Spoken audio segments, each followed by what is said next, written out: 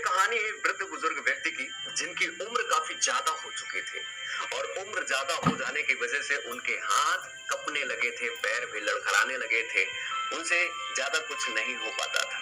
लेकिन उनका एक बेटा जो था वो शहर में रहता था, वहां काम करता था और अपनी पत्नी और अपने बेटे के साथ वो रहता था।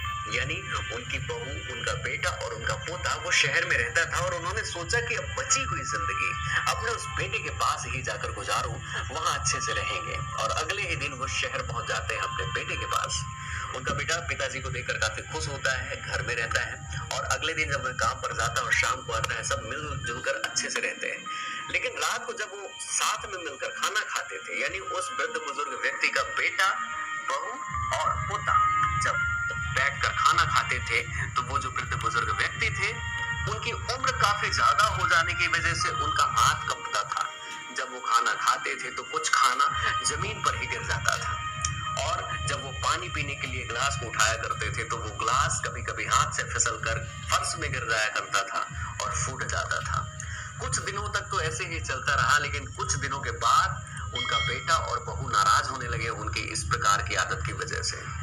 और अगले ही दिन उनका बेटा अपनी पत्नी से जाकर कहता है कि अब हमें बाबूजी का कुछ ना कुछ उपाय करना पड़ेगा। बाबूजी इस प्रकार से खाना खाते हैं कि मेरे से एक निवाला भी अंदर मुंह के नहीं जाता है।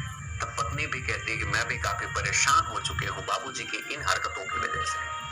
तब वह बेटा कहता है मैं एक उपाय जरूर करूंगा, और वो एक टूटी हुई कुर्सी और एक लकड़ी की थाली या लकड़ी का कटोरा एक अलग कमरे में व्यवस्थित कर देता है और अपनी पत्नी को कहता है कि तुम बाबूजी को खाना इस कमरे में दे दिया करना।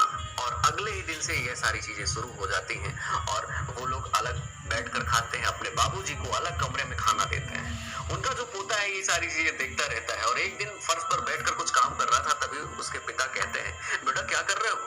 तब वो लड़का कहता है कि पिताजी मैं तो एक लकड़ी का कटोरा बनाने की कोशिश कर रहा हूँ, क्योंकि जब मैं बड़ा हो जाऊंगा तो आप दोनों को इसी कटोरे पर खाना दिया करूंगा। इतना सुनते ही उन दोनों की आंखों में आंसू आ गए और वो सारी चीजें समझ गए कि हम क्या बर्ताव बाबूजी के साथ कर रहे हैं, उसका असर क्या पड़ रहा है।